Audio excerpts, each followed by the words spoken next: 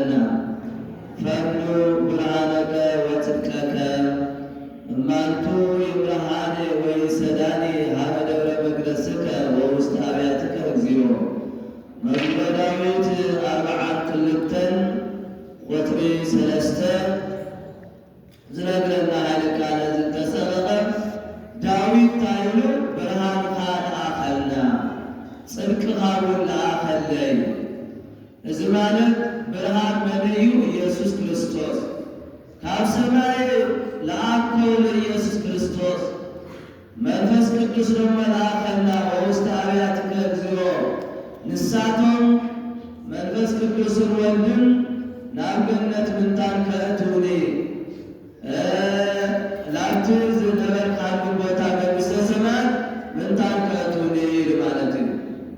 እዚ ማለት ጎይታና መድኃኒትና ኢየሱስ ክርስቶስ ብብርሃን ዝተመሰለ እንትኸውን ድሕሪ 5500 ዘመን ናብቲ ዓለም ዝመጽኡ ብርሃን ኢየሱስ ክርስቶስ ንሕና ኣብ ጸልማት እንነብር ዝነበርና ናብ ብርሃን ንምውሳድ ካብ ድንግል ማርያም ከም ዝውለድ ዳዊት ኣቐዲሙ ብርሃን ኢሉ መሲልዎ።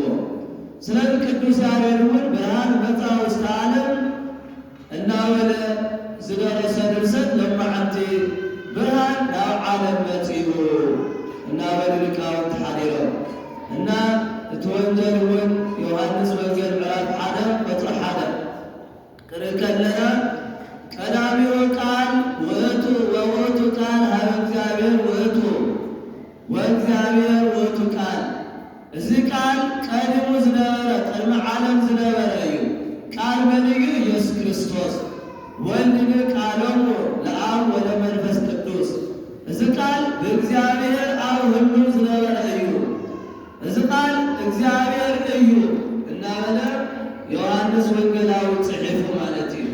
ስለዚ ቃል ብርሃን ዝተባሃለ ኢየሱስ ክርስቶስ እዩ እና ብርሃን ኣብ ጸልማት የብርህ ብርሃን ክንብሎ ከለና ፍጹም ዝኾነ ብርሃን እዩ።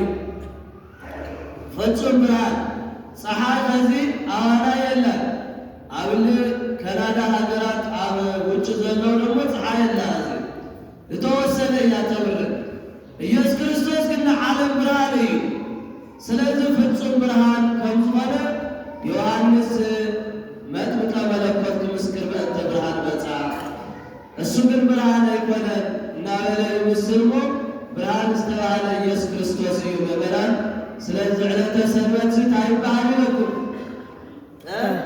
ብርሃን ይበሃል። ስለዚ ብርሃን ንኹላትና ይዓድለና። ልብና ጸሪምቱ ዘሎ ብጭንቀት እግዚአብሔር የብርሃልና።